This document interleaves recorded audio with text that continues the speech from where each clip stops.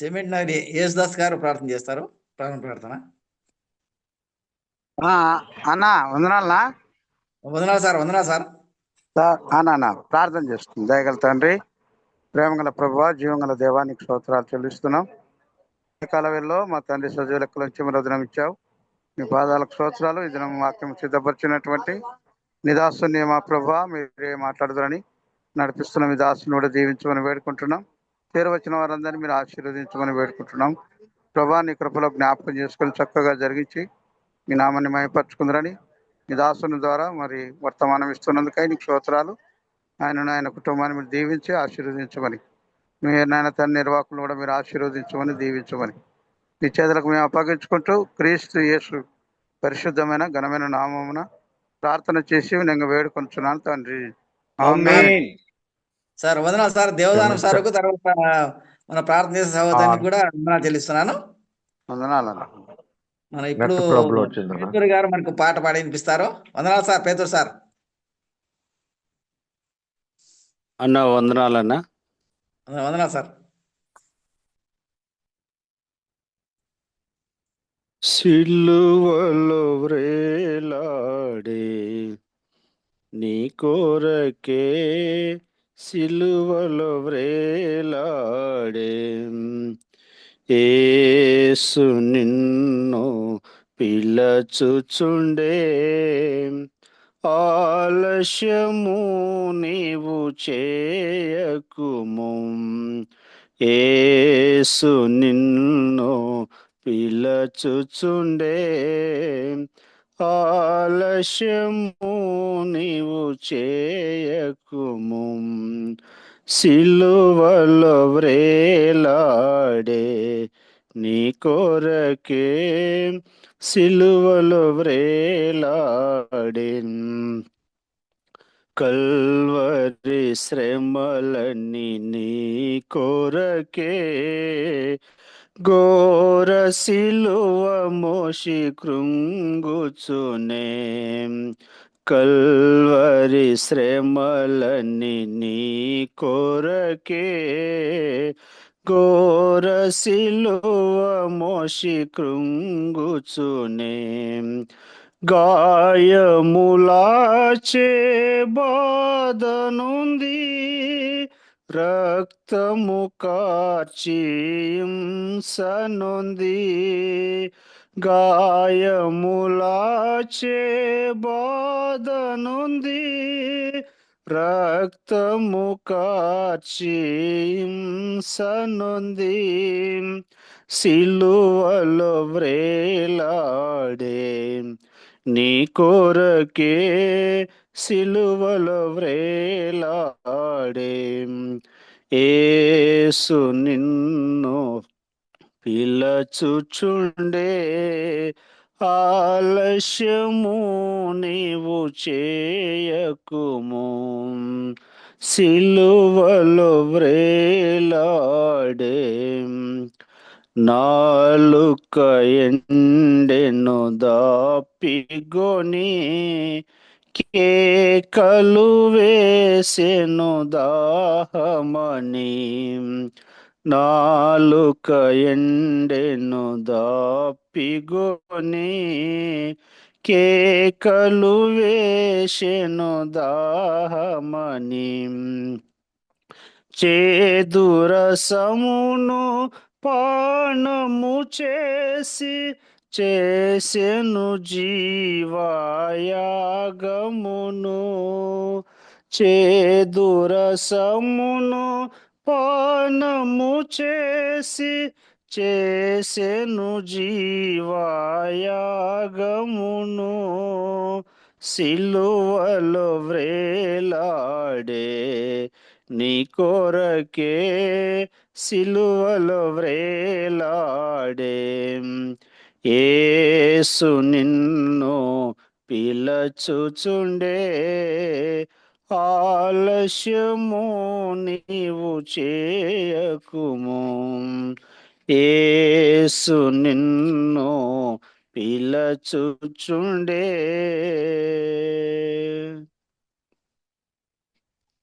Sir వందనాలు sir.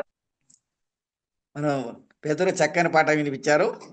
తర్వాత ఇప్పుడు వాక్యం కొరకు మనము దేవదానం సార్ మధ్యలో కట్టయిపోయినారు. ఇప్పుడు కొనసాగిస్తారు. వందనాలు సార్. దేవదానం సార్. వందనాలన్నా. ప్రార్థన చేయమంటారా? చేయండి సార్. శుద్ధుడువైన ప్రేమగల తండ్రి, నమ్మకమైన మా దేవ, మీ పవిత్రమైన పాదాలకు వందనాలు చెల్లిస్తున్న తండ్రి, ఈ ఉదయ కాలంలో మీ కృపలతో మమ్మల్ని బలపరచడానికి, తృప్తిపరచడానికి మీ పాదాన్ని నడిపించారు. మీకు స్తోత్రాలు తండ్రి.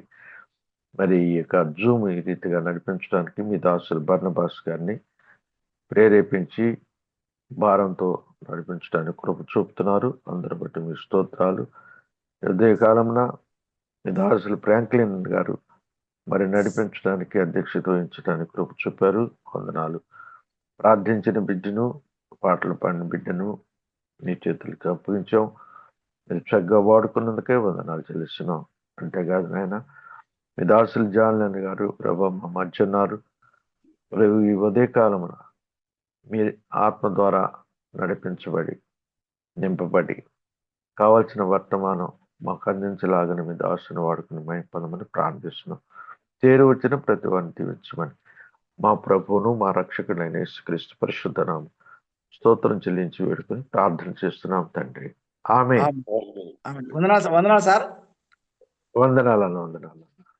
Thank you. మనము ముఖ్యమైనటువంటి పరిస్థితి ఇచ్చినాము. మన మధ్య ఉన్నటువంటి జాన్ విస్లీ సారు మనకు చక్కని పరలోకమైన వర్తమానం మనకు అందిస్తారు. సార్ వందనాలు సార్. జాన్లీ సార్, స్టార్ట్ చేయండి సార్. సరే వందనాలు సార్. దేవుని వాక్యం చదువుకుందాం. మత్తయి సువార్త 16వ అధ్యాయంలో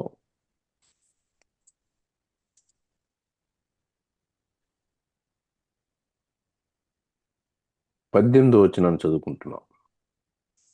మరియు నీవు పేతురువు, ఈ బండ మీద నా సంఘమును కట్టుదును, పాతాళలోక ద్వారములు దాని ఎదుట నిలువ నెరవని నేను నీతో చెప్పుచున్నాను. క్రీస్తునందు ప్రియమైన సోదరి సోదరులారా, మన రక్షకుడును ప్రభువును అయిన యేసుక్రీస్తు నామములో మీ అందరికీ ఉదయకాల వేళ ప్రేమ వందనాలు తెలియచేస్తూ ఉన్నాను. సంఘము దాని ఔన్నత్యాన్ని గురించి మనము ధ్యానం చేస్తూ ఉన్నాం. ఈ నెలలో నేను అందుబాటులో లేకపోవడాన్ని బట్టి నేను విచారిస్తూ మరలా ప్రభు ఇచ్చిన సమయాన్ని బట్టి ప్రభుకి కృతజ్ఞతాస్తుతులు చెల్లిస్తూ ఉన్నాను. వీళ్ళు బర్నబాస్ గారు వీటిని ఏర్పాటు చేస్తున్నందుకే ప్రభు ఆ దాసుని దీవించాలని మనం అందరం ప్రార్థన చేస్తూ ఉన్నాం. మరొకసారి మీ అందరినీ చూడడం చాలా సంతోషం. స్థానిక సంఘము దాని యొక్క నియమ నిబంధనలు, దీని గురించి కొంత మనం ధ్యానం చేస్తాం. గతంలో ప్రభుకి సంఘానికి ఉన్నటువంటి సంబంధాన్ని గురించి మనం ధ్యానం చేశాం. ఈరోజు సంఘము దాని యొక్క కాన్స్టిట్యూషన్, దానికి ఇవ్వబడినటువంటి నియమావళి, నియమ నిబంధనలు కొంత మనం ధ్యానం చేయడానికి ప్రయత్నం చేస్తాం. మొదటిగా స్థానిక సంఘానికి సంబంధించిన సిద్ధాంతం. నిజానికి సంఘ సిద్ధాంతం యొక్క ప్రాముఖ్యతను, సంఘ సిద్ధాంతం యొక్క విస్తృతిని చాలామంది బైబిల్ కామెంటేటర్స్ కూడా విస్మరించారు అని మనం గమనించాలి. తరచుగా మనము లిటరేచర్కి ఎక్స్పోజ్ అవుతాం. ప్రముఖుల కామెంటరీస్ని మనం రిఫర్ చేస్తాం. మంచిది, చాలా మంచి విషయాలు ప్రతి కామెంటరీలోనూ కూడా మనకు దొరుకుతాయి. విచారం ఏంటంటే, సంఘానికి సంబంధించిన విషయాలు అలా పొడి పొడిగా అలా రాసుకుంటూ వెళ్ళారే తప్ప ఎక్కువగా మనకి కామెంటరీస్లో కూడా సంఘ సిద్ధాంతం కనపడదు. అయినప్పటికీ ఈ ముఖ్యమైన విషయాలను మనం సులభంగా అర్థం చేసుకోవాలి. 2 సంగతులు ఉన్నాయి. ఒకటి, పరిశుద్ధాత్ముడు ఈ సంఘ సిద్ధాంతాన్ని బోధిస్తాడు. కామెంటేటర్స్ చెప్పకపోయినా సంఘ సిద్ధాంతాన్ని మన మేలు కొరకై రాయించి పెట్టిన దేవుని ఆత్మ ఈ విషయాన్ని మనకి పరిచయం చేసే అసాధారణమైన మార్గం ఒకటి ఉంది. దేవుని ఆత్మ దేవుని వాక్యాన్ని చదివే వారికి బయలుపరుస్తాడు. ఆయనే మన హృదయాలతో మాట్లాడతాడు, ఒప్పిస్తాడు. రెండవది, మనం గమనించాల్సిన రెండవది, ప్రేరేపించబడిన వివిధ రచయితలున్నారు అసెంబ్లీస్లో. నేను ఈరోజు తప్పక ఆ మాట అనాలనుకుంటున్నాను. Brother and literature. మీ లైబ్రరీలో ఎన్ని అసెంబ్లీకి సంబంధించిన రాతల పుస్తకాలు ఉంటాయి అని ఎవరైనా అడిగితే, ఒకసారి నా లైబ్రరీకి ఒక ఆయన వచ్చారు, చూశారా? ఆయన అన్నాడు, నిజానికి అవన్నీ నేను సేకరించినవి కాదు, కామన్గా ఉన్నవి. ఆయన అన్నాడు, బ్రదరు, ఈ లైబ్రరీలో అసెంబ్లీ రైటర్స్ చాలా తక్కువ ఉన్నారు, అది విచారంగా ఉంది అన్నాడు. అప్పటి నుంచి చాలా పుస్తకాలు నేను తీసేశాను. దేవుని చేత ప్రేరేపించబడిన అసెంబ్లీ రైటర్స్ ఉన్నారు. నాకు ఒక దుఃఖం కూడా ఉంది. ఏంటంటే, ఎందుకు దూరం అయ్యాయి ఇవన్నీ మనకి? ఆసక్తి మనకే లేదేమో. ఎవరినో నిందించటం ఎందుకు? అందువల్లే ఈ పరిస్థితి ఏర్పడిందేమో. ఒక్కొక్కసారి సంఘాలను చూస్తూ ఉంటే ఏదో ఒక బాక్సింగ్ సంఘానికి వెళ్ళినట్టు, లేకపోతే ఏదో ఒక పెంతుకోస్తు సంఘానికి వెళ్తున్నట్టు ఎందుకు అనిపిస్తుంది? అక్కడ బోధకుడు ఏమి సిద్ధంగా లేడు. యూట్యూబ్లో అక్కడెక్కడ దొరికిన కొన్ని వర్తమానాలు సేకరించి అతడు ప్రజల మీద కుదులుతున్నాడు. ప్రభువా, ఆ రోజులు త్వరగా పూర్తయిపోయేలా చెయ్యి అని ఒక యథార్థవంతుని ప్రార్థన. కాబట్టి క్రైస్తవ సాహిత్యంలోనే ఉన్న ప్రముఖమైన కొరత ప్రాక్టికల్గా ఈ ఉదయకాల వేళ మనకు అనిపిస్తూ ఉంది. దాన్ని తీర్చడానికి ప్రభు కనికరాన్ని చూపిస్తున్నాడు. అసెంబ్లీ రైటర్స్, అసెంబ్లీ సాహిత్యం, ఇది నాలో చాలా ప్రాముఖ్యం. ఒక ఆయన అన్నాడు, మీరు పుస్తకాలు రాస్తారా అండి? అవును. మీరు పుస్తకాలు రాస్తే మీకు మార్కెట్ ఉండాలంటే ఇప్పుడు లెంట్ సీజన్ వచ్చేస్తుంది, అందరూ ప్రసంగికులు అవుతారు. కాబట్టి ప్రసంగాల పుస్తకాలు రాయండి సార్, మీకు మార్కెట్ ఉంటుంది. మీకు ఎక్కువ ముడైపోయే పుస్తకాలు అవే. 30 ప్రసంగాలు, 100 ప్రసంగాలు, 70 ప్రసంగాలు. ఇంకేం మీరు ధ్యానం చేయక్కర్లేదు, సత్యాన్ని మీరు ఏం పట్టుకోక్కర్లేదు. ఆ పుస్తకం అట్లా ఒకసారి చూసుకుని ఆ గుడ్ ఫ్రైడే రోజునో ఈస్టర్ రోజునో టైం కనుక ఇస్తే వెళ్ళిపోయి అక్కడ కక్కేయచ్చు. ఒప్పించబడిన వాళ్ళు ఎంతమంది? అసెంబ్లీ ట్రూత్ అనేది పరిశుద్ధాత్ముడు అందించిన సత్యం కదా. మాకు వద్దండి ఇది, అన్ని సంఘాల్లో మనకి యూట్యూబుల్లోనూ అక్కడ ఇక్కడ కామన్గా కనబడే స్టేజ్ అలాగే ఉండాలి, రొట్టె విరవటం అలాగే ఉండాలి. ఏంటండి మీరు బైబిల్లో ఉందంటారు? అవన్నీ ఇప్పుడు ఎవరికి కావాలి? ప్రజలు తగ్గిపోతే అవమానం కదా. అందువల్ల క్రైస్తవ సాహిత్యంలో జరిగినటువంటి ఈ కొరతను మొదట మనం గమనించి ఎవరి మట్టుకు వాళ్ళు సరిచేసుకోవటానికి ఇష్టపడాలి.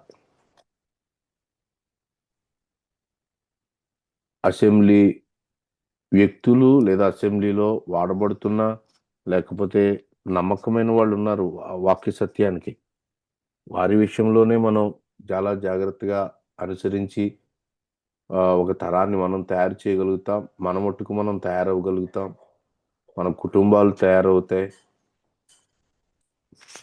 కాబట్టి కొరతను మొదట మనం గమనించాలి. నేను మిమ్మల్ని అందరినీ రిక్వెస్ట్ చేస్తాను, అనవసరంగా డబ్బులు పాడు చేసుకోకండి ఏ పుస్తకం పడితే ఆ పుస్తకాన్ని కొని. క్రొత్త నిబంధనలో సంఘ సత్యము దాని మొదటి ప్రస్తావన ఎలా ప్రారంభించబడింది ఇప్పుడే మనం చూసాం.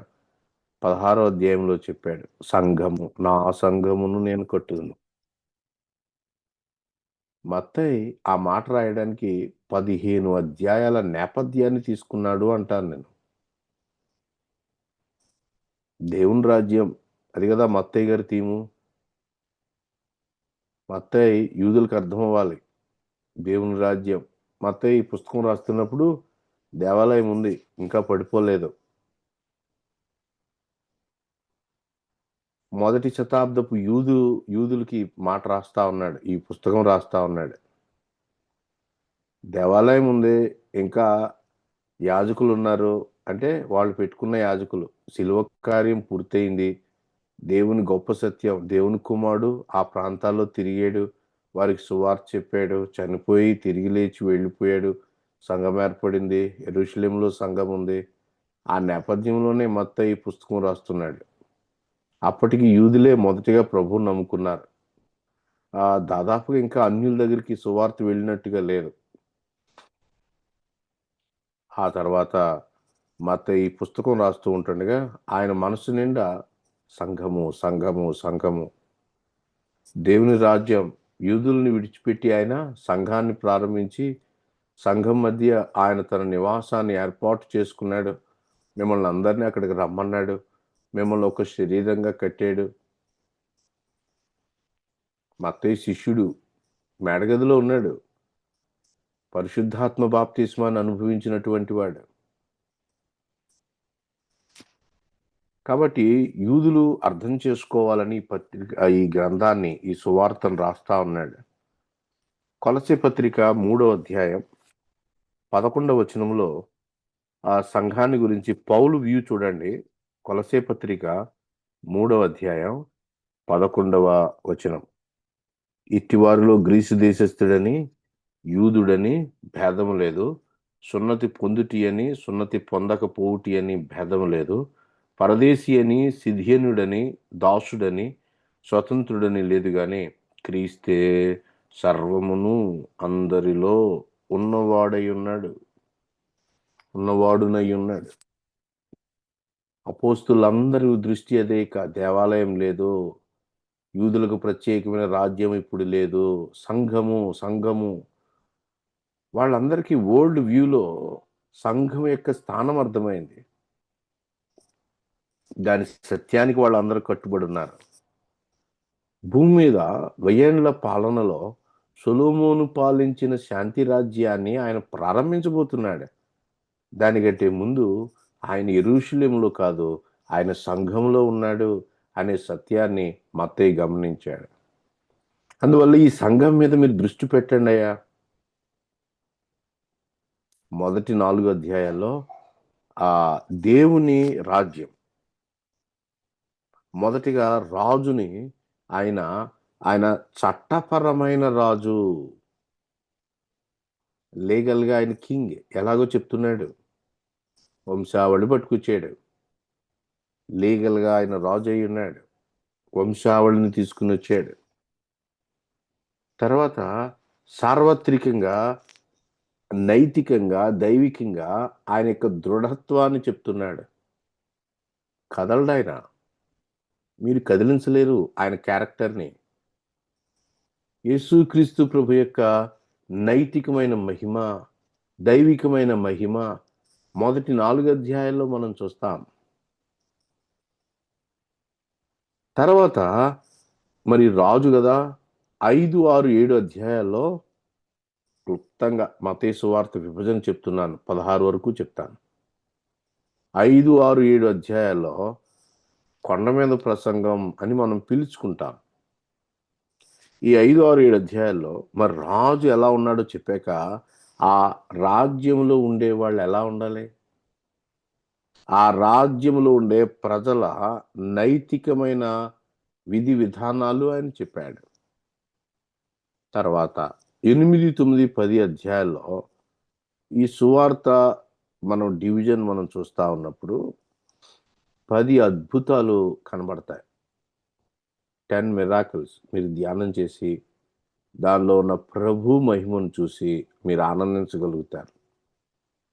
దాన్ని ఏమంటారు అంటే కార్యాల మహిమ అంటారు. ఆయన వంశావళి, ఆయన మహిమ అంతా మొదటి అధ్యాయాలు. ఆయన పిల్లల మధ్య ఆయన ఏమై ఉన్నాడు, ఆయన పిల్లలు ఏమై ఉన్నారు. 8, 9, 10 అధ్యాయాల్లో ఆ రాజు ఆయన మహిమను మీరు చూడండి. 8వ అధ్యాయం కుష్ఠరోగితో ప్రారంభమవుతుంది. కొండ దిగి వచ్చాడు, కుష్ఠరోగిని ముట్టుకున్నాడు. వాని అపవిత్రత ఆయనకు అంటుకోలేదు, కానీ ఆయన పరిశుద్ధతను బట్టి వాడు శుద్ధి చేయబడ్డాడు. మీరు ఎన్ని ఆయన మహిమలు చూడగలరు? 8, 9, 10 అధ్యాయాల్లో మనం చూస్తాం. తర్వాత ఈ 10 అద్భుతాల్లో ఆ రాజు యొక్క శక్తిని మనం గమనిస్తాం. కానీ వాళ్ళు ఏమన్నారు? ఆ రాజును వాళ్ళు తిరస్కరించారు. 11, 12 అధ్యాయాలు మనం చూసినప్పుడు ఆ రాజుని వాళ్ళు ఏమన్నారంటే తిండిపోతూ, ఇంకొక మాట అన్నారు, మద్యపాన ప్రియుడు, త్రాగుబోతు అన్నారు. ఆ రాజుని గురించి వాళ్ళు సరిగా అర్థం చేసుకోలేకపోయారు. ఏమర్థమయ్యాడు యేసుక్రీస్తు ప్రభు? వారి మధ్య తిరిగి వారి మధ్య ఈయన అద్భుతాలు చేశాడు. మరలా 8, 9, 10 అధ్యాయాలు అద్భుతాల అధ్యాయాలు. మత్తయి దాదాపుగా క్రానలాజికల్ ఆర్డర్‌లోనే పెడతాడు దాదాపుగా. కానీ ఇన్ని అద్భుతాలు, ఇన్ని సూచక్రియలు, ఇన్ని స్వస్థతలు యెషయా గ్రంథంలో ఉన్నదాన్ని ఆయన నెరవేర్చాడు అని చెప్పి ముగించేశాడు. ప్రజలు ఏ కంక్లూజన్‌కి వచ్చారు అంటే తిండిపోతూ, త్రాగుబోతూ అన్నారు. యేసుక్రీస్తు ప్రభుని ఏ సంఘం అయితే సరిగా వాల్యూ చేయలేదో అది ఎదగదు. నేను ఎప్పుడు దీన్ని మనసులో పెట్టుకున్నాను. యేసు ప్రభు మహిమతోనే అన్ని సంబంధం కలిగి ఉన్నాయి. ఏ సంఘానికి ఎక్కువగా యేసు ప్రభు మహిమను ధ్యానించే అవకాశం ఏర్పడుతుందో వాళ్ళు సరైన దారిలో వెళ్తున్నారు. సంతోషం. పట్టనట్టుగా కార్యక్రమాలు, వ్యక్తులు మహిమ అది గనక అక్కడ ఉంటే ఆ సంఘం ఎప్పుడో ఆయన చేతిలో నుంచి పక్కకెళ్ళిపోయినట్టు అనిపిస్తుంది. యేసు ప్రభు మహిమను ఎంతమంది తమ వర్తమానాల్లో, ఎంతమంది తమ సంకీర్తనలో, ఎంతమంది తాము చేరిన సన్నిధిలో ఆయన మహిమను గుర్తుపడతారు? తిండిపోతూ, త్రాగుబోతూ అని అన్నారు. తర్వాత ఆయన ఏం చేశాడంటే 13వ అధ్యాయంలో విశేషంగా ఆయన ఉపమానాలు చెప్పాడు. తిండిపోతూ, తాగుబోతూ అన్నదాని కంక్లూజనే ఇది. దేవుని రాజ్యం ఎలాంటిది? మిశ్రిత ప్రజలు ఉన్నారు. విశ్వాసం ఉంచిన వారు ఉన్నారు, విశ్వాసం లేని వారు ఉన్నారు. అందువలన ఉపమానాలు మనకు కనబడతాయి. ఈ తరం యొక్క స్వభావం ఎలా ఉంది అనే ఉపమానాల ద్వారానే ఆయన చెప్పాడు. తర్వాత 14, 15, 16, 17, 18 ఈ అధ్యాయంలో ప్రభు తాను వెళ్ళిపోబోతున్నాడు. ఆయన తూరు సీదోను సందర్శించాడు. యోనా ప్రవక్తను గురించి చెప్పాక ఇప్పుడు ఈ అధ్యాయంలోనికి ఆయన వస్తా ఉన్నాడు, కంక్లూజన్కి వస్తా ఉన్నాడు. ఇప్పుడు సంఘం యొక్క గొప్ప సత్యాన్ని ఆయన వెల్లడి చేస్తున్నాడు. చూడండి, ఇంకేం మాట్లాడాడు వాళ్ళతోటి, యూదులతోటి ఇంకేం వాదించలేదు. 13:53లో ఆయన గురించిన సరైన అభిప్రాయం వారికి ఏర్పడలేదు. ప్రభు అన్నాడు, యోనాను గురించిన విషయం తప్ప మరి ఏమీ మీకు చెప్పబడదు అని ఆయన వారిని వదిలిపెట్టేశాడు. 16వ అధ్యాయం 4వ వచనం చూడండి, ఏం చెప్తున్నాడు? 16:4 వ్యభిచారులైన చెడ్డతనం వారు సూచక్రియ అడుగుచున్నారు. అయితే యోనాను గూర్చిన సూచక్రియే గాని ఏ సూచక్రియ వారికి అనుగ్రహింపబడదని వారితో చెప్పి వారిని విడిచి వెళ్ళిపోయాను. కొత్త రాజ్యం గురించి ఆయన చెప్తున్నాడు. ఇప్పుడు వెళ్ళిపోతున్నాడు అక్కడికి. ఈ లెఫ్ట్ వాళ్ళు అనుకుంటున్నటువంటి ఆ పాతది విడిచిపెట్టాడు. 13:53 కూడా చూడండి. 13:53 యేసు ఈ ఉపమానములు చెప్పి చాలించిన తర్వాత ఆయన అక్కడి నుండి వెళ్ళి స్వదేశమునకు వచ్చి సమాజ మందిరంలో వారికి బోధిస్తూ చాలా విషయాలు చెప్తుంటే వారు ఆయన తృణీకరించారు. ఇప్పుడు సంఘం యొక్క నిర్మాణాన్ని గురించి 16వ అధ్యాయంలో ఆయన ప్రారంభించాడు. మనం ముందే విన్నట్టుగా పేతురు ఒప్పుకోలుతో ప్రారంభమైంది. పేతురు చిన్న రాయి, యేసుక్రీస్తు ప్రభు ఆయన బండ. ప్రభు సంఘ నిర్మాణంలో ప్రస్తుత ఉద్దేశాన్ని, ప్రస్తుత సంఘ కార్యక్రమం ఎంత మహిమాన్వితమైనది. బయటోళ్ళు సంఘాన్ని చాలా చిన్న చూపు చూస్తారు. పర్వాలేదు, ఎందుకంటే అది వారికి తెలియదు. కానీ అటెండ్ అయ్యే వాళ్ళు కూడా అలాగే చూస్తున్నారు సంఘాన్ని. కొట్టుకునేవాళ్ళు, దూషించుకునేవాళ్ళు. ఒక కలెక్టర్ ముందు ఎవరు అలా చేయరు.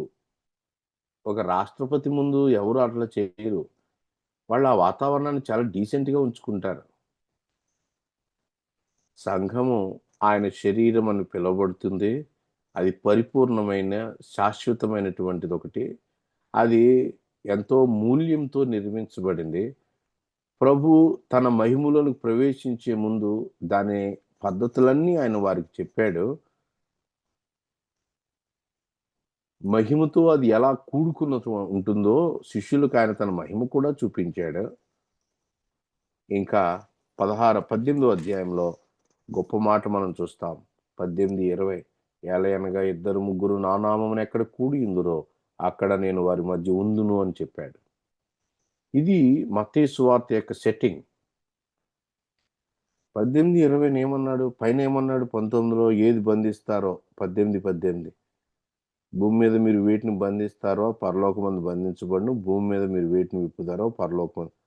సంఘం యొక్క వ్యూ లేకుండా ఎవడైనా ఈ వచనాన్ని తీసుకుంటే, ఇదిగో నేను వర్షాన్ని బంధిస్తున్నాను, దారిని పోయే పందిని బంధిస్తున్నాను అని వికృతంగా మాట్లాడతారు.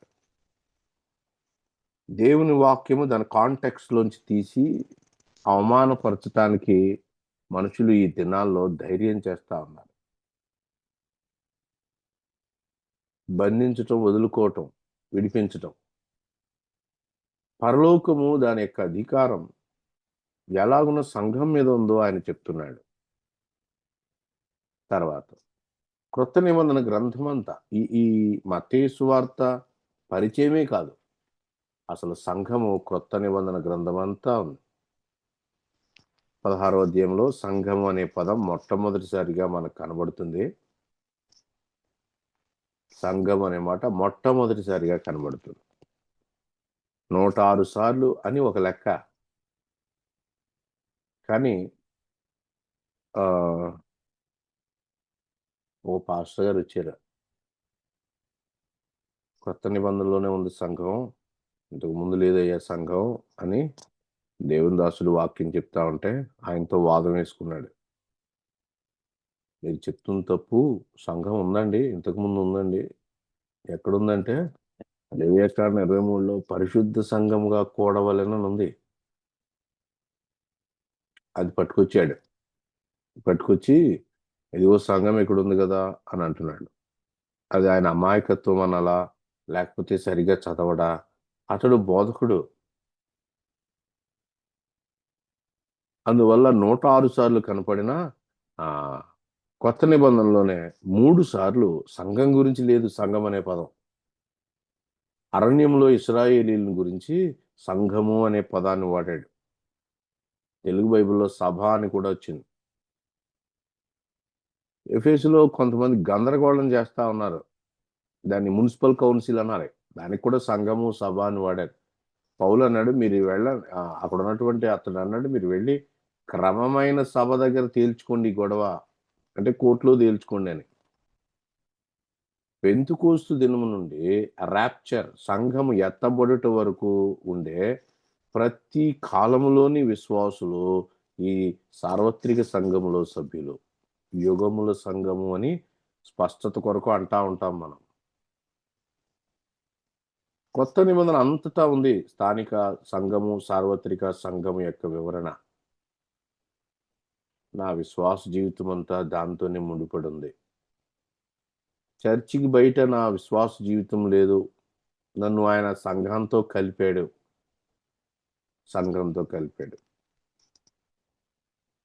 జూములో అటెండ్ అయిన వాళ్ళందరినీ నేను ఒక మాట అడుగుతాను, కొంచెం హార్ష్గా ఉంటుంది, ఏమనుకోవద్దు. గాయాలు కొన్ని మంచివి. మీ స్థానిక సంఘంలో ప్రతి మీటింగ్కి మీరు అటెండ్ అవుతారా? Without fail. ఒకసారి మాతో పాటు యవనస్తులు అన్న మీరు ఎక్కడికి వెళ్ళినా వస్తాము, మాకు పరిచర్యలో ఆశ ఉంది అంటే మేము వాళ్ళని ఏమన్నామంటే మీరు మాతో పాటు రావచ్చు, సువార్త పనికి రావచ్చు, అలాగే గాస్పుల్ మీటింగ్స్ నైట్స్ మేము పెడుతున్నప్పుడు వాళ్ళు చాలా సహకారంగా ఉంటారు. కానీ వాళ్ళతో మేము ఏం చెప్పామంటే మీ స్థానిక సంఘంలో ప్రతి కార్యక్రమానికి అటెండ్ అవుతారా? మీరు ప్రతి కార్యక్రమానికి అటెండ్ అవుతారా? అలా అయితే మీరు రావచ్చు. చాలా విచారం ఏంటంటే స్పెషల్ మీటింగ్స్కి పోతా ఉంటారు చాలా మంది, స్థానిక సంఘ కార్యక్రమాలకు అటెండ్ అవ్వరు. లూయిస్ శామరాజ్ గారు అని బెంగళూరులో ఉండే దైవజనుడు ప్రభు దగ్గరికి వెళ్ళిపోయారు. ఆయన తెలుగు సంఘాల మధ్య విస్తృతంగా వాడపడ్డాడు. కానీ చాలా కాలం క్రితమే రావటం మానేశాడు. ఆ తర్వాత ఆయన ప్రభు దగ్గరికి వెళ్ళిపోయాడు. చనిపోయే రోజు ముందు వరకు కూడా స్థానిక సంఘంలో ఇంకేం మాట్లాడలేదు. చాలా గొప్ప బోధకుడు. ఆయనకాయనే స్వీయ నిర్బంధం పెట్టుకుని ఇంకా వర్తమానాలు ఇవ్వటం కూడా మానేశాడు. ఎప్పుడైనా రొట్టె విరిచే కూటంలో మాట్లాడేవాడట, అంతే. ఇంక మానేసి స్వీయ నిర్బంధాన్ని పెట్టుకున్నాడు. ఆయన గురించి నేను విన్న సాక్ష్యం. ఆ సంఘంలో కొంతమంది తెలిసిన వాళ్ళు ఉన్నారు నాకు. వాళ్ళు అన్నారు అసెంబ్లీ కార్యక్రమానికి అరగంట ముందే ఉంటాడు, వాళ్ళు అద్దీంట్లో కూడుకుంటున్నారు అని ముందే వెళ్తే అక్కడున్న ఇంటి వారికి ఇబ్బంది అని అక్కడ బయట గేట్ ముందే ఉండేవాడట.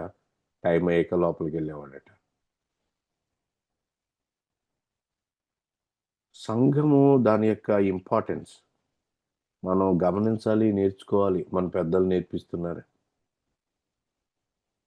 ఎప్పుడైనా అనారోగ్యం, ఇబ్బంది, అవి వేరే పరిస్థితులు. ఎవ్రీ మీటింగ్ అటెండ్ అవ్వాలి. మీటింగ్ అటెండ్ అవ్వకుండా స్పెషల్ మీటింగ్స్కి అటెండ్ అయ్యేవాళ్ళు ఉంటారు. అది వేషధారణ. Value your local assembly.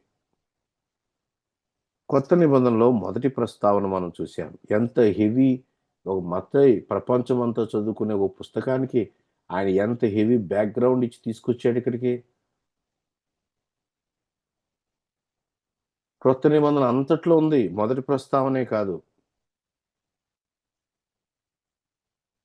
ఎఫెసీ పత్రికలో, కొలసీ పత్రికలో ఆయన సంఘము శరీరము అని చెప్తున్నాడు. చర్చ్, ఎక్లీషియా అనే పదంలో 96 సార్లు కనబడుతుంది సుమారు. ఇది ఇంగ్లీష్ బైబిల్ నుంచి తీసుకున్న డేటా. సుమారు తెలుగులో అటు ఇట్లు ఉండొచ్చు. కాబట్టి దేవుని సంఘము స్థానిక పరిశుద్ధుల సంఘము, ఈ పదాలు విరివిగా కొత్త నిబంధనలో కనబడతాయి. బైబిల్ని చదివే దృక్పథం మారాలి కదా. ఈనాడు సంఘము అనేది ఏం లేదండి, మినిస్ట్రీస్ వచ్చాయి. బోధకుడు టాలెంట్ ఉంటే అతనిది ఒక మినిస్ట్రీ. ఒక ఆయన అంటాడు, బ్రదరు పెద్దలు వీళ్ళందరూ తలపుట్టండి, అందుకని మా సంఘంలో పెద్దలు లేకుండా తీసి పడేసాను అన్నాడు. ఏం చేస్తావయ్యా అంటే, మాదే సంఘం, మేమే నడిపించుకుంటాం. దేవుని ఆత్మ అలా చేయట్లేదు కదా, ఎంత ధైర్యం అయ్యా మీకు. దీనత్వంతో కూడింది కదా ఈ పరిచర్య. ఇబ్బందులు ఉండవా? ఉంటాయి, ఎన్నో ఇబ్బందులు ఉన్నాయి. అసలు చెప్పాలంటే ఇబ్బందులు ఎలాంటివంటే, ఒక్కొక్కసారి సంఘ నాయకత్వం బీపీ లేనోడు కూడా బీపీ తీసుకొచ్చేస్తుంది. చాలా కష్టం. అయినా అయినా దేవుని క్రమాన్ని పాటించాలి కదా మనం. ఈనాడు సంఘము, దాని కంపోజిషన్, దాని సమకూర్పు, దాని కాన్స్టిట్యూషన్, ప్రభు దానికి ఇచ్చిన నియమావళి పక్కన పెట్టేసి చాలా దూరం వెళ్తే, నేనేమంటానంటే, నిజంగా మారు మనసు పొందితే మళ్ళీ ఇక్కడికే రావాలి. సమయం ఎందుకు వృధా చేస్తాం?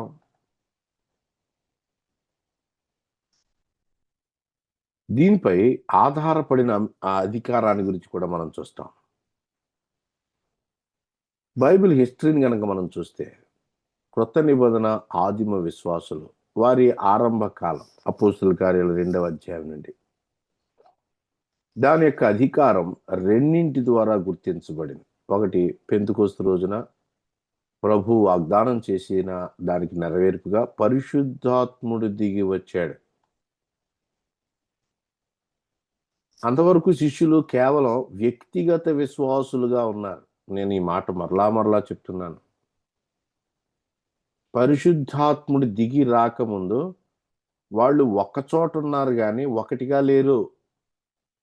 పరిశుద్ధాత్ముడు దిగి వచ్చాగా ఒకచోట ఉండటమే కాదు, ఒక్కటే అయ్యారు, ఒక్క శరీరం అయ్యారు. కొరింథీ మొదటి పత్రిక 12:13, ఒక్క ఆత్మలో అందరూ బాప్తిస్మం పొందారు. పేతురు సువార్త చెప్పాడు, సంతోషంగా అనేక మంది ఆయన వాక్యాన్ని అంగీకరించి రక్షించబడ్డారు. ఆ రోజున ఒక్కటిగా ఉన్న 120 మందికి మళ్ళీ 3000 చేర్చబడ్డారు. ఒక్కటిగా ఉన్నదానికి చేర్చబడతారే తప్ప కొత్తది లేదు. సార్వత్రిక సంఘం గురించి చెప్తున్నాడు. సిద్ధాంతంలో అంటే అపోస్తుల బోధలో వారు ఎడతెగక ఉన్నారు. యెరూషలేము సంఘం పిండ దశలో ఉన్నప్పుడు అది ఎలాగున ఎదుగుతూ వచ్చిందంటే, జత చేయబడుతూ వచ్చారు. 3000 మంది చేర్చబడ్డారు, తర్వాత 5000 మంది చేర్చబడ్డారు. ఇంకా లెక్క పెట్టలేక లూకా గారు ఏమంటారంటే, అనేకులు చేర్చబడ్డారు అని చెప్తూ వచ్చాడు. లెక్క పెట్టలేకపోతున్నాడు. యోదయ, సమరయ, గలిలయ, పెరయ, ఇదుమయ సువార్త విస్తరిస్తా ఉంది. అక్కడి నుంచి ఆ యూదుల దగ్గరే, కానీ అన్యుల ప్రదేశంలో ఉన్న యూదుల లెక్క కూడా ఆయన చెప్తున్నాడు. అపోస్తుల కార్యాలు తొలి అధ్యాయాలు మీరు చదువుతా ఉంటుంటే, ఆ సంఘాన్ని, పౌలు కూడా సంఘాన్ని హింసించాడు అని కూడా చెప్తూ వచ్చాడు. సంఘం. మరలా గలతీ పత్రిక 1:13లో ఆ సంఘాన్ని ఎలా హింసించాడు ఆయన తన సాక్ష్యంలో చెప్తున్నాడు.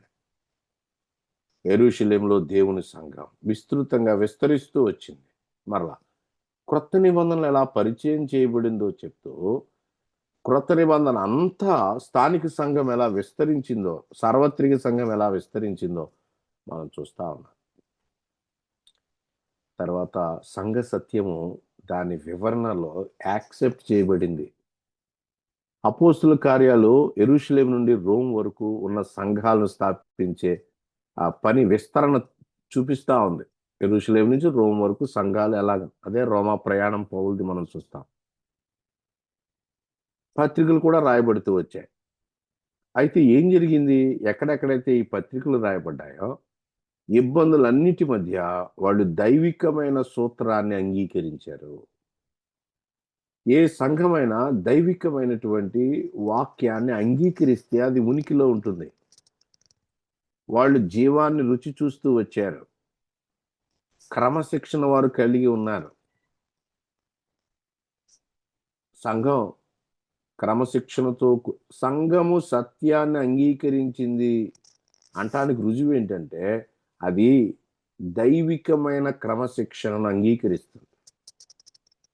చూడండి 18వ అధ్యాయంలో ఒకడు మాట వినట్లేదు, సోదరుడికి ఇంకొక సోదరుడు పట్ల తప్పు చేశాడు, ఒంటరిగా ఉన్నప్పుడు గద్దించు, వినకపోతే ఇద్దరు ముగ్గురు సాక్షులు వెంట పెట్టుకో, అక్కడ కూడా వినకపోతే అని దేన్ని బంధిస్తా అతన్ని బంధించండి అని చెప్తున్నాడు. పౌలు కూడా పని చేస్తూ వచ్చాడు. పౌలు కూడా మాట అన్నాడు, తిమోతి పత్రికలో అన్నాడు ఆ మాట. బంధించుట అనే మాట ఇది క్రమశిక్షణకు సంబంధించింది. ఆకాశాన్ని బంధించడం, దెయ్యాలను బంధించడం కాదు, క్రమశిక్షణకు సంబంధించింది. తిమోతి మొదటి పత్రికలో ఆడిని సాతానికి అప్పచెప్పాను అని పౌలు తిమోతికి చెప్తున్నాడు. మొదటి పత్రిక చూడండి, ఆ బంధించడం అనే మాట దానికే వాడబడింది. బైబిల్ పదాలు చాలా జాగ్రత్తగా యమునైను అలెగ్జాంద్రు ఉన్నారు, వీరు దూషింపబడకుండా శిక్షించబట్టుకు వీరిని సాతానుకు అప్పగించాను, బంధించాను. తిమోతి మొదటి పత్రిక 1:20. అలాగే కొరింథీ పత్రిక 5లో కూడా మనం చూస్తాం,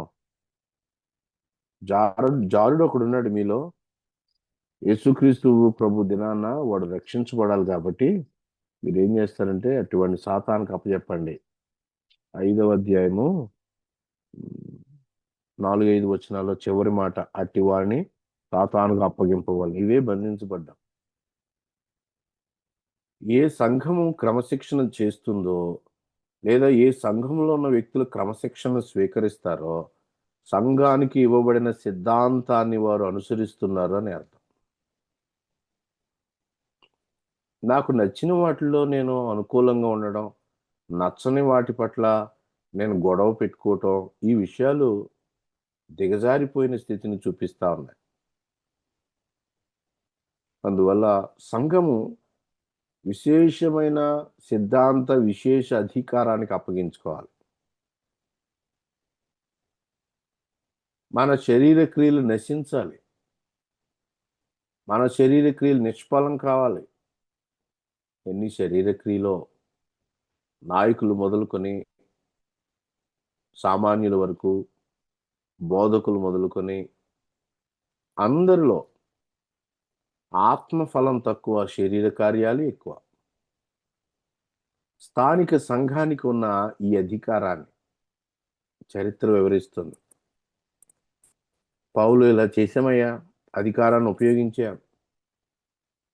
కొరింథీలో చెప్పాడు, తిమోతికి చెప్తున్నాడు, ఆదిమ సంఘంలో దేవుడే పూచి తీసుకున్నాడు. అననీయ సప్ఫీరాల అధికారం ఉంది క్రమశిక్షణకి. ఇది స్థానిక సంఘం. త్వరగా ఇంకా కొన్ని విషయాలు మనం చూడాలి. స్థానిక సంఘానికి లేదా దేవుని సంఘానికి 7 పేర్లు ఉన్నాయి, లేదా 7 సార్లు దేవుని సంఘము అని రాయబడింది. ఇంతకుముందు కొంచెం మనం చూసాం. దేవుని అనే మాట స్థానిక సంఘానికి ఉన్న పేర్లు. దేవుని సంఘము అది స్థానిక సంఘానికి కూడా వర్తిస్తుంది. 7 సార్లు ఉందన్నమాట. అంటే సంపూర్ణం అని మనం లెక్కెట్టుకుంటాం కదా, అలాగే దేవుని అనే మాటలో పొసెసివ్నెస్, నాది అని దేవుడు తప్ప ఎవరు చెప్పకూడదు. కష్టపడిన మాట వాస్తవమే, కష్టపడిన మాట వాస్తవమే, కానీ నాది అని చెప్పడానికి మన ఎవ్వరికీ అవకాశం లేదు. ఈరోజు సంఘాలు, అది జాన్లీ గారి సంఘం అండి, లేకపోతే దేవదానం గారి సంఘం అండి, బర్నబాస్ గారి సంఘం అండి, ఎందుకు ఇట్లా తెగిస్తారు? ఊరకనే అయినా కానీ అనకూడదు కదా. నాకు అనిపిస్తుంది ప్రతి ఆదివారం నేనే వాక్యం చెప్తున్నందుకు కదా అట్లా అయింది అది.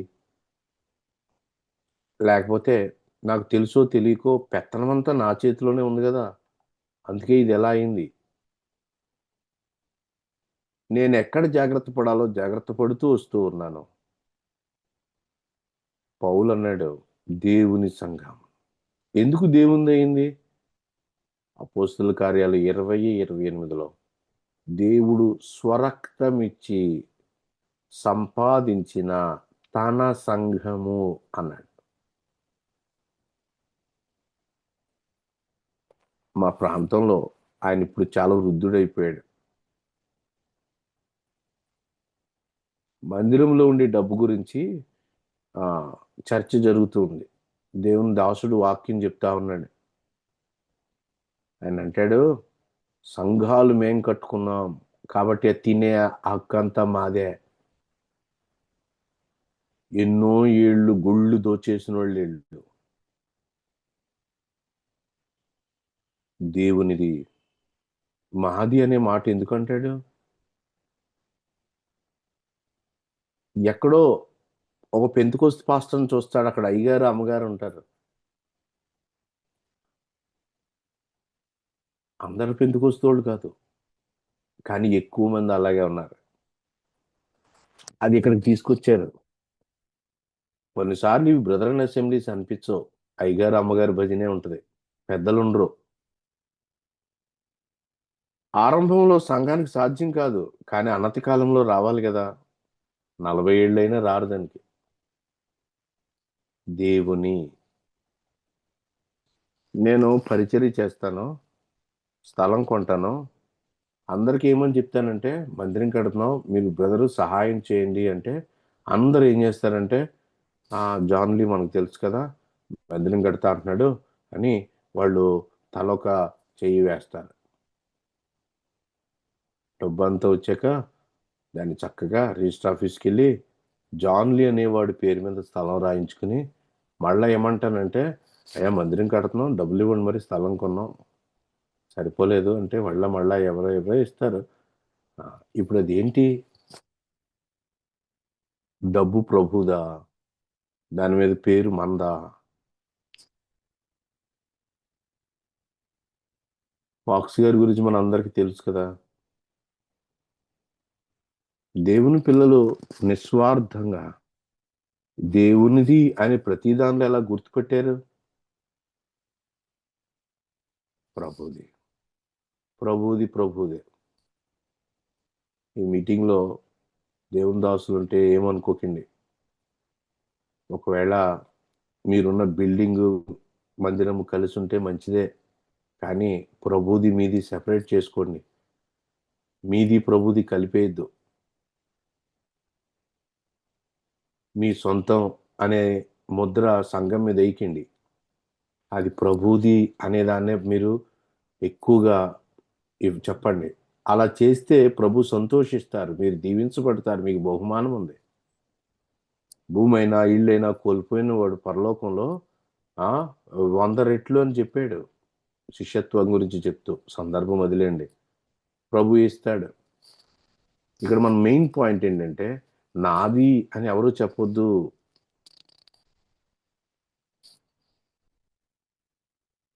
వెండి బంగారాలతో కొనుక్కోలేదు మిమ్మల్ని.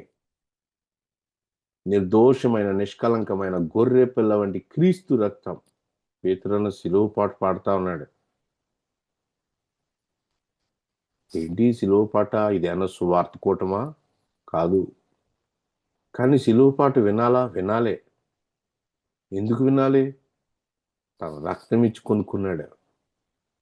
ప్రతిరోజు విశ్వాసి పాడుకోవాలి, జ్ఞాపకం చేసుకోవాలి. దేవునిది.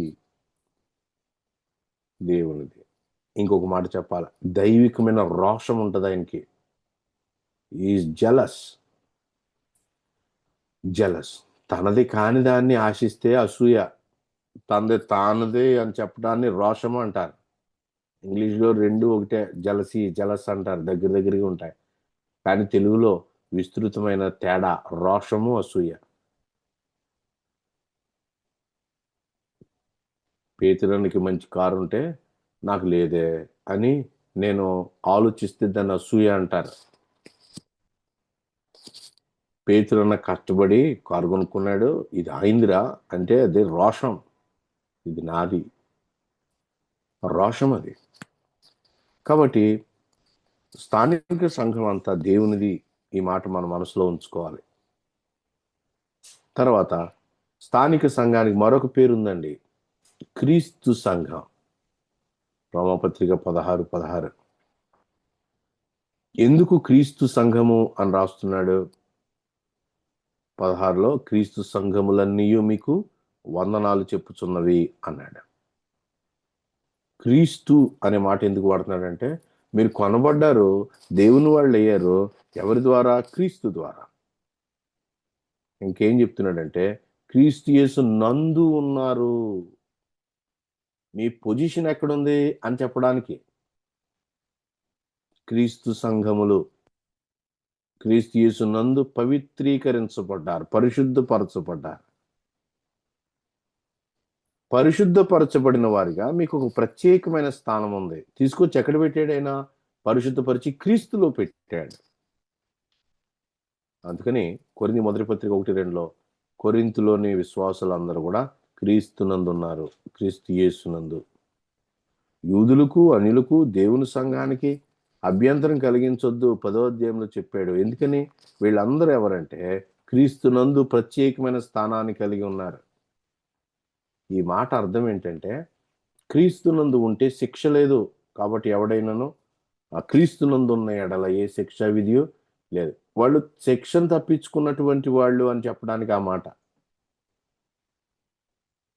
మూడోది పరిశుద్ధుల సంఘాలు. విన్నాం ఇంతకుముందు, మళ్ళీ అట్లా జ్ఞాపకం చేస్తున్నాను. 1 కొరింథీ 14:33లో పరిశుద్ధుల సంఘాలు. వారి క్యారెక్టర్ ఏంటి? తమను తాము ఎప్పుడూ పరిశుద్ధంగా ఉంచుకుంటారో, దైవికమైన క్రమశిక్షణను ఆహ్వానిస్తారు, తమను తాము ఎప్పుడు క్రమశిక్షణగా ఉంచుకుంటారు. అన్యజనుల సంఘం రోమా 16:4లో మనం చూస్తాం. ప్రిస్కిల్లా, అకుల అపోస్తలుడైన పౌలుతో టెంట్లో వాళ్ళు బిజినెస్ చేసేవాళ్ళు. అన్యుల మధ్య సంఘాలు ఏర్పడ్డాయి, అన్యజనుల సంఘం. సంఘం నేపథ్యం ఎలా ఉందో మత్తయిలో చూస్తూ, క్రొత్త నిబంధన అంతా ఎలా విస్తరించిందో చూస్తూ, ప్రజల మధ్య ఆ సంఘానికి ఉన్న పేర్లు మనం చూస్తున్నాం. దేవుని సంఘం, క్రీస్తు సంఘం, పరిశుద్ధుల సంఘం, అన్యజనుల సంఘం. 4 నిమిషాలు ఉంది. సంఘంలో ఉన్న వ్యక్తుల పేర్లు కూడా మీకు జ్ఞాపకం చేసేస్తాను. ఏమని పిలువబడాలి మనం? సంఘంలో ఉన్న వాళ్ళు ఏమని పిలువబడాలి? ఇప్పుడు ఆ నాయకుళ్ళు పేర్లు పెట్టుకుంటున్నారు. ఫలానా వాళ్ళు గుంపు. ఎవరు విశ్వాసులు? ఫలానా వాళ్ళు విశ్వాసులు. నెంబర్ 1, సంఘంలో ఉన్న వారికి ఉన్న పేర్లు. ఒకటి విశ్వాసులు. విశ్వాసులు. అపోస్తలుల కార్యాలు 20:21 ప్రభువైన యేసుక్రీస్తు పట్ల వారికి ఉన్నటువంటి విశ్వాసాన్ని గురించి చెప్పాడు. ఎఫెసు సంఘంలో ఉన్న వారి గురించే. 2వ అధ్యాయంలో 41-42లో జరిగింది చెప్తున్నాడు. విశ్వాసులు. ఎందుకు ఈ మాట చెప్తున్నారంటే, యోధాపత్రిక 4వ వచనంలో కొందరు రహస్యముగా జొరబడ్డారు అన్నాడు. దుర్బోధకులేళ్ళు. యేసుప్రభు దైవత్వాన్ని ఆ మాత్రం కూడా పట్టించుకోకుండా లాభాపేక్ష కొరకై దేవుని పిల్లల్ని దోచుకోవటానికి రహస్యముగా జొరబడిన వాళ్ళు. తర్వాత జొరబడ్డారు అని చెప్తూ 1 యోహాను 2:19లో మన నుండి బయటికి వెళ్ళిపోయిన వాళ్ళు మనవారు కారు అన్నారు. పైకి అంతా ఒకేలా కనబడతారు. కాబట్టి విశ్వాసం ఏంటి? యేసుప్రభు దైవత్వం గురించి విశ్వాసం ఏంటి? సంఘం గురించి మీ విశ్వాసం ఏంటి? ఇవి చాలా ప్రాముఖ్యమైనటువంటి విశ్వాసులు. ఏం నమ్ముతున్నాం? అపోస్తుల బోధనే నమ్మాలి. ఏ విశ్వాసి అయినా సరే, చిన్నవాడైనా పెద్దవాడైనా, ధనం ఉన్నవాడు లేనివాడు, ఎవరైనా సరే అతడు విశ్వాసి. అయితే మందిరంలో కూర్చున్న వాళ్ళు అందరినీ విశ్వాసులు అంటా ఉంటాం మనం. లేకపోతే వాళ్ళు బాధపడతారు. కానీ ఒకరోజు పేతురు వచ్చి ఏం చెప్పాడంటే, ఇళ్లలో ఉన్నావు కానీ నువ్వు విశ్వాసివి కాదయ్యా. ఎంత ధైర్యం! గారడీ సీమోన్తో మాట్లాడుతున్నాడు పేతురు. అపోస్తుల కార్యాలు 8:21లో నీకు దీనిలో పాలు పంపులు లేవు. ఒక దుర్మార్గుణ్ణి వాడు ఏదో చేసేస్తాడని భయపడుతూ రోజు రోజు ఏడుస్తూ కాళ్ళేడుస్తున్నటువంటి నాయకులను చూస్తుంటే దుఃఖమవుతుంది. ప్రభువా, ఇంత ఈవిల్ ఎక్కడైనా ఉన్నప్పుడు పేతురు లాంటి ధైర్యం మా నాయకులకి ఇవ్వు ప్రభువా. మనలో రహస్యంగా జొరబడిన వాళ్ళు, నీ విశ్వాసం ఏంటి? నేనున్న స్థానిక సంఘంలో ప్రజలను అడుగుతూ ఉంటాను, ఈ విషయంలో మీరు ఏం నమ్ముతున్నారు? వాళ్ళు చెప్తున్నప్పుడు సంతోషిస్తాను. సరైన అవగాహన లేదు అన్నప్పుడు వారికి మరలా వివరించడానికి ప్రయత్నం చేస్తాము. కానీ అల్టిమేట్గా వాట్ ఈజ్ యువర్ ఫెయిత్? నీ విశ్వాసం ఏంటి? ప్రభు అడుగుతూ ఉన్నాడు. నీ విశ్వాసం ఏంటి? విశ్వాసులు, సరే త్వరగా వెళ్ళిపోదాం, అయిపోయింది 6. క్రైస్తవులు అనపడ్డారు. 11:26 అంతియోకియాలో శిష్యులు క్రైస్తవులు అనబడ్డారు. ఎవడైనా క్రైస్తవుడైనందుకు బాధ అనుభవించిన ఎడల పేతురు పత్రికలో మనం చూస్తాం. యాకోబు పత్రికలో క్రైస్తవుడని అతడు పిలువబడుతున్నాడు అని చెప్పాడు. అగ్రిప్ప పౌలుతో అంటాడు, ఇంత సులభంగా నన్ను క్రైస్తవుడుగా చేస్తావా? క్రైస్తవుడు అంటే క్రీస్తు వలె బ్రతికేవాడు. సర్టిఫికెట్ క్రైస్తవుడు కాదు, బతికే క్రైస్తవుడు. పరిశుద్ధులు, 3వ పేరు పరిశుద్ధులు. విశ్వాసులు, క్రైస్తవులు, పరిశుద్ధులు. వారు క్రీస్తునందు పరిశుద్ధపరచబడ్డారు. సహోదరులు ఒకే గర్భం నుంచి వచ్చారు. రోమాపత్రిక 14:1 విశ్వాసంలో బలహీనులు ఉన్నారు, ఈ సహోదరులలో బలమైన వాళ్ళు ఉండొచ్చు. కానీ వీరందరూ సహోదరులు. చాలా విషయాలు అక్కడ కనబడతాయి. సహోదరులు. ఈ 4 ముక్కలు అలా మనసులో ఉంచుకోండి. విశ్వాసులు, క్రైస్తవులు, పరిశుద్ధులు, సహోదరులు. సంఘములు ఇలా పేరు పెట్టి పిలువబడతా ఉన్నారు. దాని యొక్క ఫ్లేవర్ పోకుండా మనం ప్రవర్తించాలి. గుర్తించబడిన క్రమాన్ని మనం చూస్తే సంఘంలో రొట్టె విరిచే కూటాన్ని కనుక చూస్తే క్రమం కనపడాలి. అది దుర్వినియోగం అవ్వకూడదు. ప్రభు చిత్తమైతే తర్వాత మిగతా విషయాలు మనం ఆలోచన చేస్తాం. ఇంకొక మాట ఏంటంటే, ఎందుకు సంఘం ఉనికిలో ఉంది? దేవుని నివాసం, ఆయన నివసించటానికి. ఇది ఆయన ఆలయం, ఇది ఆయన శరీరం, ఇది ఆయన కడుతున్న కట్టడం. సంఘము పవిత్రమైన కన్యక, సంఘము సాక్ష్యమిచ్చే దీపస్తంభం, సంఘము దాని యొక్క ఔన్నత్యాన్ని మనము ఈ తరంలో కాపాడుకుంటూ దీనత్వంతో మనము మన విశ్వాస జీవితాన్ని కొనసాగించాల్సిన అవసరం ఎంతైనా ఉంది. ఓపికగా దేవుని వాక్యాన్ని విన్న మీ అందరికీ కూడా ప్రేమ వందనాలు. అధ్యక్షుల వారికి అలాగే బర్నబాసు బ్రదర్కి కూడా నా ప్రేమ వందనాలు తెలియజేస్తూ ముగిస్తున్నాను. థ్యాంక్ యూ అన్న. అందరికీ వందనాలు సార్. అవునా, చక్కని వర్తమానం మనకు దైవజనులు అందించారు. ప్రత్యేకమైన వందనాలు చెల్లిస్తున్నాను. ఇప్పుడు కూటమికి ఆఖరి ప్రార్థనగా మన మధ్యన ఉన్నటువంటి పాల్సారు ప్రార్థన చేస్తారు. అది గురించి ప్రార్థన చేసుకుందాం. ప్రేమ గల ఆయన, జీవగల మా తండ్రి, గత సంవత్సరం అంతా కాపాడి, గత నెలంతా కాపాడి, తిరిగి ప్రభువా తండ్రి ఫిబ్రవరి నెల 4వ తారీఖు వరకు మమ్మల్ని సజీవులుగా ఉంచి ఆయన ఏ కోనే లేచి అరుణోదయమనే లోకములోకి వెళ్ళక ముందు మీ ముఖదర్శనం చేసుకొని మీ పాద సన్నిధిలో ప్రభువా తండ్రి కనబడుటకు కృప చూపినారు. స్తోత్రాలు. ఈ దినం చూడలేక అనేక మంది లోకాన్ని నిలిచినారు. వారికన్నా గొప్పవారు కాదు కానీ మమ్మల్ని ప్రేమించి మరి యొక్క దినంలో ప్రభువా 4783 దినాలు అనుదిన ఉదయకాలము వాక్యదానం కొరకు నాయన దేవ సేవకులు బర్నబాస్ ఏర్పాటు చేసిన ఈ యొక్క కార్యక్రమంలో రోజు ఒక సేవకుడు ప్రభువా చక్కటి సందేశాలు మా గృహాల్లోకి వినిపిస్తున్నారు. కడవరి దినాల్లో ఉన్నాం కనుక విన్న వాక్యం మా హృదయంలో భద్రపరుచుకొని వాక్యానుసారంగా మాకు నేర్పించండి. చేరొచ్చిన ప్రియులందరినీ బట్టి స్తోత్రాలు. వాక్యం ఇచ్చిన దాసిని ఇంకా బలపరిచినట్లు కొరకు ప్రార్థన చేస్తాం. కనుక చేసిన మేలు, ఎన్నో మేలు మన పట్ల చూపినాడు ప్రభువు. నన్ను కొడుగా యాక్సిడెంట్ లో వచ్చిన ఇదేంది తప్పించినాడు దేవుడు. కొన్ని దెబ్బలతో బయటపడినాను. కనుక ఈ విధంగా దినదినము మనం కాపాడుతూ ఆయన మాటలు వినుటకు నాయన మనవులు వచ్చినాడు. నాయన ప్రియంగల తండ్రి, ఎంత కరుణామయుడు, జాలిగల మా దేవ, మీ పాదాలు స్తుతులు స్తోత్రాలు చేస్తున్నాం. దినదినము అనుదినము ఆత్మతో బలపడుకునైనా మీరు ఏర్పాటు చేసుకున్నారు. లోకంలో ఉన్నాం, లోకం ఆలండమంటకుండా మీ వైపు చూస్తూ జీవించడం మీ కృపను గ్రహించండి. చేరొచ్చిన వీళ్ళందరినీ బట్టి స్తోత్రాలు. ఈ దినం అంతట్లో మీ కాపుదల భద్రత అనుగ్రహించమని, మా కొరకై ప్రాణం పెట్టి మా కొరకై తిరిగి లేచి తిరిగి రానందుకు స్తోత్రాలు చేస్తూ యేసుక్రీస్తు అతి శ్రేష్టమైన నామమున ప్రార్థించి ఏడుకుంటున్నాం తండ్రి. ఆమేన్. వందనాలు ఆమేన్. అందరికీ వందనాలు. సార్ వందనాలు సార్.